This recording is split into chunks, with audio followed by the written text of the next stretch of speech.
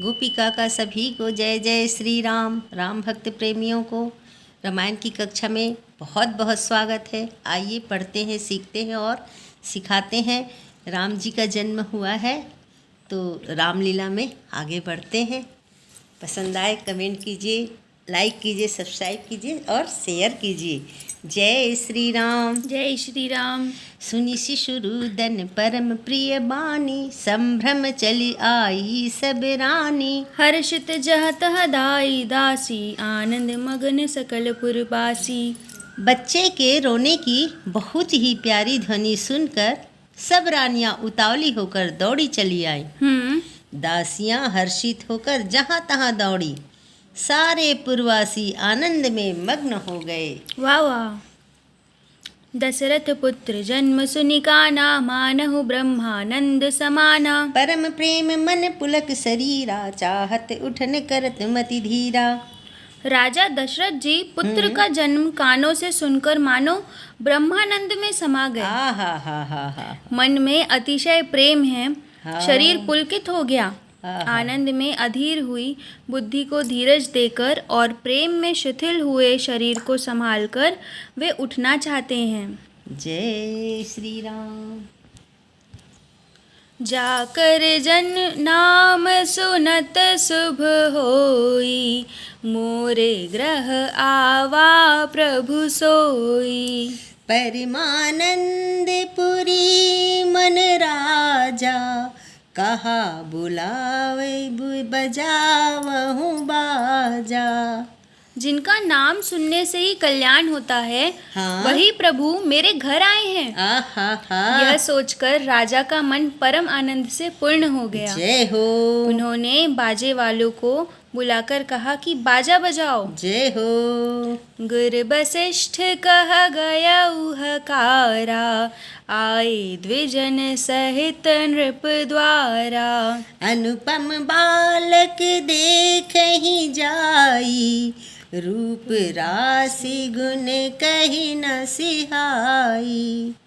गुरु वशिष्ठ जी के पास बुलावा गया। वे ब्राह्मणों को साथ लिए राजद्वार पर आए। उन्होंने जाकर अनुपम बालक को देखा, जो रूप की राशि है और जिसके गुण कहने से समाप्त नहीं होते। जी नंदी मुख सारध करी, जात करम सब कीन। हाटक धेनु बसन मनी, नृप विपन्न कह दीन। फिर राजा ने नांदी मुख श्राद्ध करके सब जात कर्म संस्कार आदि किए और ब्राह्मणों को सोना, गौ, वस्त्र और मणियों का दान दिया। क्या बात है, बताओ। ध्वज पताक तोरण पुर छावा, कहीं न जाई जही भांति बनावा। सुमन वृष्टि आकाश ते होई, ब्रह्मानंद मगन सब ले लोई। ध्वजा, पताका और तोरणों से नगर छा गया। इतना सजावट किए रहे, पूरे नगर शहर पूरे गांव सबको सजा दे, पूरी अयोध्या नगरी सज गई है। जिस प्रकार से वह सजाया गया था उसका तो वर्णन ही नहीं हो सकता। जय श्री राम। आकाश में फूलों की वर्षा हो रही है। सब लोग ब्रह्मानंद में मग्न हैं। पावा बृंद बृंद मिल चलई लोगाई, सहज सिंगार किए उठी धाई। कनक कलश मंगल भरी थारा, गावत पैठहीं भूप दुआरा। स्त्रियां झुंड की झुंड मिलकर चली, स्वाभाविक श्रृंगार किए हैं। वे उठ दौड़ी, सोने का कलश लेकर और थालों में मंगल द्रव्य भरकर गाती हुई राजद्वार में प्रवेश करती हैं। हा, क्या मनोहर दृश्य रहा होगा। मन में अनुमान करके मगन हो जाओ। करी आरती ने छावर करही, बार बार शिशु चरण परही। मागध सूत बंदी गण गायक, पावन गुण गावहि रघुनायक। वे आरती करके नेछावर करती हैं। और बार बार बच्चे के चरणों को गिरती हैं। मागध सुत बंदीजन और गवैये रघुकुल के स्वामी के पवित्र गुणों का गान कर रहे हैं।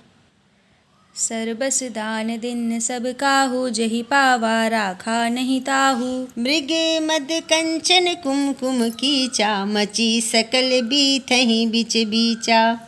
राजा ने सब किसी को भरपूर दान दिया। हो जिसने पाया उसने भी नहीं रखा, लुटा दिया। नगर की सभी गलियों के बीच बीच में कस्तूरी, चंदन और केसर की कीच मच गई। कीचड़ जैसे एकदम वही हो गया था, इतना मस्त मगन। गृह गृह बाज बधाव, शुभ प्रगटे सुषमा कंद। हर्षवंत सब जहाँ तहाँ, नगर नारी नर वृंद। घर घर मंगलमय बधावा बजने लगा, क्योंकि शोभा के मूल भगवान प्रकट हुए हैं। नगर के स्त्री पुरुषों के झुंड जहाँ तहाँ आनंद मग्न हो रहे हैं। कई सुता सुमित्रा दो, सुंदर सुत जनमत भय ओ। वह सुख संपत्ति समय समाजा, कहीं न सकी सारद अहि राजा। कैकई और सुमित्रा इन दोनों ने भी सुंदर पुत्रों को जन्म दिया। उस सुख संपत्ति, समय और समाज का वर्णन सरस्वती और सर्पों के राजा शेष जी भी नहीं कर सकते। अवधपुरी सोई एही भांति, प्रभु ही मिलन आई जनु राती। देखी भानु जनु मन सकुचानी, तदपि बनी संध्या अनुमानी। अवधपुरी में इस प्रकार से शोभित हो रही है, मानो रात्रि प्रभु से मिलने आई हो और सूर्य को देखकर मानो मन में सकुचा गई हो, परंतु फिर भी मन में विचार कर वह मानो संध्या बनकर रह गई हो।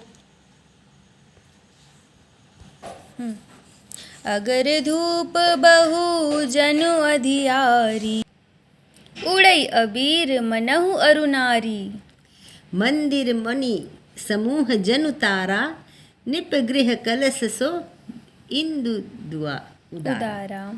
अगर की धूप का बहुत सा धुआं मानो संध्या का अंधकार है, और जो अबीर उड़ रहा है वह उसकी ललाई है। जो शाम के समय जो सूर्य की ललाई दिखती है ना, सुनहरा वो। महलों में मणियों के समूह हैं, वे मानो तारागण हैं। राजमहल का जो कलश है वही मानो श्रेष्ठ चंद्रमा है। कैसे कैसे उपमा देते हैं कवि, ये है उसकी। भवन वेद धुनि अति मृदु बानी, जनु खग मधुर समय जनु सानी। कौतुक देखी पतंग भुलाना, एक मास तई जात न जाना। राजभवन में जो अति कोमल वाणी से वेद ध्वनि हो रही है, वही मानो समय से समयानुकूल सनी हुई पक्षियों की चहचहाहट है। यह कौतुक देखकर सूर्य भी अपनी चाल भूल गए। 1 महीना उन्होंने जाता हुआ ना जाना, अर्थात उन्हें 1 महीना वहीं बीत गया, पता ही नहीं चला। सूर्य देव 12 बजे भगवान जन्म लिए हैं, तो 1 महीने तक वहीं है, वैसे ही धूप, बताओ, पता ही नहीं चला है। जो अबीर उड़ रहा था वो धुआं हो जैसा संध्या बन गया, अबीर का वो उसकी ललाई हो गई सूर्य की, ऐसा उसकी कवि ने इतना सुंदर वर्णन किए हैं। मास दिवस कर दिवस भा, मर्म न जानहि कोई। रथ समेत रवि था केहू, निशा कवन विधि होई। बताओ भाई, महीने भर का दिन हो गया। यही बोल रहा है ना कि भगवान तो वहीं रुक गए हैं, तो अब रात किस तरीके से होगी, है ना। इस रहस्य को कोई नहीं जानता। सूर्य नारायण बस भगवान की लीला में वहीं रुक गए हैं, उसके जन्म देखने के लिए, दर्शन करने के लिए। उनको मिला नहीं है, लेकिन 1 महीना तक वहाँ रुके रहे। अब सूर्य गए नहीं हैं तो निशा रात्रि आए कैसे। जय श्री राम। जय श्री राम।